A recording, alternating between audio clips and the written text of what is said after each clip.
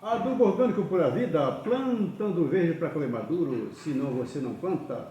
É aquela velha história, se o homem da roça não roça, ninguém almoça, se o homem do campo não planta, ninguém janta, e se ele não arrenda, também ninguém merenda.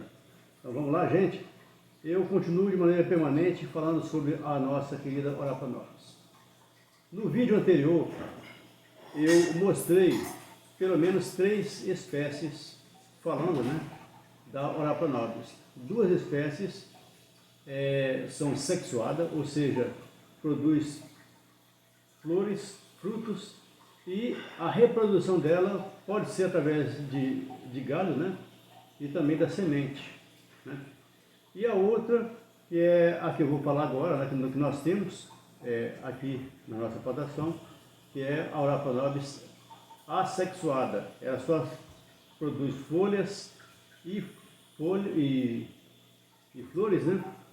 E ela se reproduz através somente de galhos, como eu vou demonstrar aqui. Agora um detalhe importantíssimo. A Orapanópolis, ela é uma planta rústica, resistente a pragas inclusive, né? E ela se adapta em quase todo tipo de solo, de norte a sul, de leste a oeste no Brasil. Então é uma planta muito fácil de cultivar. E além do mais, eu vou citar aqui apenas 10 benefícios importantíssimos da Orapanópolis. Tem vários, né? Mas vou citar apenas 10 para vocês se sintonizarem da alta importância farmacológica e também nutritiva para o ser humano e os animais, se assim desejarem cuidá-los. Primeiro é a imunidade, né? É um poderoso imunizante para o ser humano. Também combate a diarreia, contém muito cálcio, né? Combate a anemia, contém ferro, né? Até mesmo a gripe, né? Contém vitamina C, né? E também ajuda no combate à inflamação e úlceras. Fortalece os ossos, como disse, tem cálcio, né? E outros nutrientes, inclusive o magnésio. O magnésio, por exemplo, ele é muito importante no corpo humano ao desempenhar mais de 300 funções. E uma delas é a produção de proteína. Sem magnésio já era proteína no nosso corpo. Também auxilia no desenvolvimento fetal, ou seja, a criança vai nascer perfeita, ok? E saudável. Além do mais, auxilia na atividade cerebral. É um poderoso cicatrizante, combate a desnutrição, porque essa planta é conhecida como o bife de pobre. É muito rica em proteína, além de um aminoácido chamado triptofano, que combate a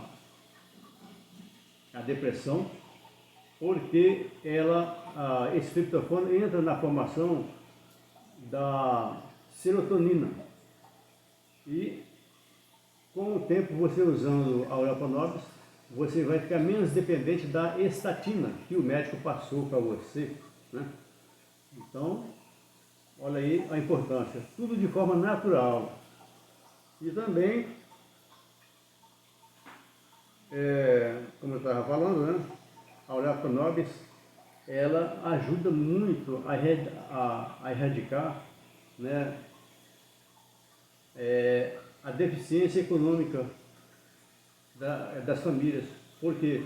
Porque a pessoa pode, com certeza, além de produzir para o seu próprio consumo, também comercializar as folhas e as flores nas feiras livres.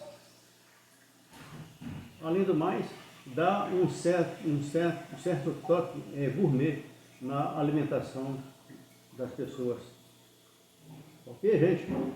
Então, vou fazer aqui uma perguntinha para vocês. Vocês sabem o que é um espinho verdadeiro e um espinho falso? Sabia disso?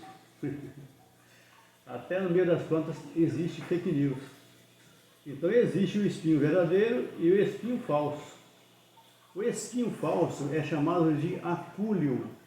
Geralmente nas plantas, onde há o aparecimento desses acúlios, por assim dizer, eles se acumulam em mais de um, formando assim uma espécie de coroa, né?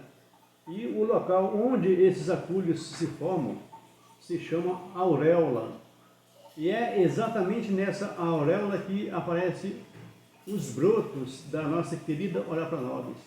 E esses brotos vão se transformando em galhos, e esses galhos você poderá tirar as folhas para comer, as flores, né? E também formar mudas, como eu vou demonstrar para vocês aqui. Vou mostrar para vocês aqui o que foi formado, né? Mas antes, já que eu falei do tal de acúlio e espinho, né? Espinho falso e espinho verdadeiro, é o seguinte: o espinho verdadeiro, ele é formado solidamente no tronco da planta ou dos galhos, perfeito? Esse é o espinho verdadeiro. O espinho verdadeiro ele se forma aí. Já o acúlio não, ele se forma na casca do tronco ou do caule da planta, como eu vou mostrar aqui, ó. Olha aqui, ó. Eu cortei um pedacinho do caule da Ora Nobis, isso aqui, ó. Olha aí.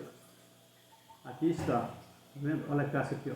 O espinho, nesse caso não é espinho, é o acúlio, formado aqui, ó, na casca da planta. Viu aí, ó? O espinho formado no caule da planta, ou na casca da planta, tá aí. Aqui é o interior. Ó, tirei aqui, ó. Tá aqui o pedacinho do caule sem espinho, tá aqui. E aqui está a casca junto, aderido aqui, ó, os acúlios, perfeito? Então é nessa auréola aí, em cada auréola dessa aí que nasce o broto e depois o galho. Ok, gente? Vamos voltando aqui a imagem aqui. Tá vendo aqui o pedacinho do caule? No interior tem essa parte mais mole, tenra, por assim dizer, né? Então, com o tempo se decompõe essa parte aqui e fica somente a casca. Fica somente a casca. Então, essa planta é uma excelente forrageira orgânica, ou seja, uma adubação verde para o meio ambiente, o ecossistema, por assim dizer. Então, quando vocês podarem, né, e não desejarem mais utilizar, né, os galhos, né, as folhas e as flores, é só deixar encostado nos pés das Ora Nobis, e com o tempo vai se decompondo, né? Eu aqui em casa eu uso para fazer mudas e comercializar as mudas. Nós comercializamos as mudas a R$10 cada uma no varejo, e no atacado, se a pessoa quiser ganhar um dinheirinho, R$7. Então, esse é o nosso esquema aqui em casa. Então, tirar as dúvidas agora, o que é acúlio e o que é espinho, o que é espinho verdadeiro e espinho falso? Pois é, uma curiosidade. Agora, uma dica também aqui. Quando vocês plantarem o pedacinho de caule da Ora Nobis, se acontecer isso aqui, ó, tem uma parte verde que ainda não morreu, tem a parte seca que morreu. Então o que vocês fazem? Vocês fazem um corte aqui na diagonal aqui, ó. Vai ver. Deixa eu cortar aqui.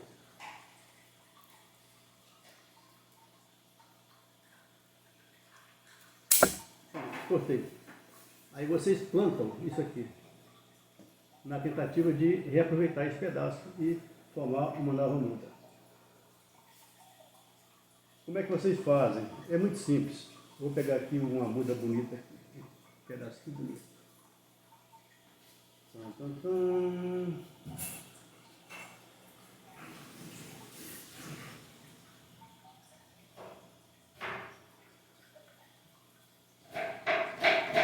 Tem que ter cuidado para manusear essa ponta aqui, por exemplo. estou manuseando aqui, né? Eu pego, a minha esposa me deu a dica aqui, de usar um pregador de roupa, porque tem muito acúlio, por assim dizer, espinho, né? Tá aí, ó. Então, eu pego aqui. Então, como é que vocês preparam a muda? Vocês pegam o galho lá, né? Aí, a parte que fica, a parte inferior, na parte inferior, vocês cortam aqui, né? Desse jeito aqui. E na parte superior, vocês cortam para ficar assim, ó. Para quando chover não acumular água aí, entendeu? Aí vocês plantam. Então, essa parte superior é na direção das últimas folhas, entendeu? Então, sempre vocês cortam desse jeito aqui, ó. Na parte inferior corta assim, e na parte superior desse jeito aqui, ó. Ok? Aí na hora de plantar, cuidado para não se furar. Você fez o buraco lá, ou você colocou a terra adubada no saquinho. Então você bota lá, faz isso aqui, ó. Aí vai empurrando, aí pronto. Ok? Então é isso aí, gente. Não é difícil. Então é muito importante cultivar essa planta. Como eu falei anteriormente, olha aí, ó. Aqui que eu falei, ó. Eu tenho aqui um pedaço de galho seco, né? Então, apodreceu, ficou só a casca, né? Aqui, ó. Só a casca. Aí. Viu? Isso aqui no meio ambiente, mano, é ótimo para você proteger o solo contra a insolação e também dá uma certa quantidade de nutrientes à planta, à própria planta. Afinal de contas, as plantas são do tipo autotróficas, ou seja, ela sobrevive delas mesmas praticamente. Claro que a gente dá um empurrãozinho, né? Mas é isso. Então, é isso aí, gente. A Orapronobis é de muita importância, vamos incentivar, vamos espalhar essa ideia, porque o mundo carece de nutrição, por exemplo. Muitas pessoas morrendo. Olha aí o que está acontecendo lá na reserva Yanomami. Muitos índios morrendo de desnutrição, doenças e por aí vai. Já pensou se naquela área lá fosse feita uma plantação enorme de Orapronobis? Só Orapronobis, imagina outras plantas. Obrigado aí pela atenção. Um bom dia.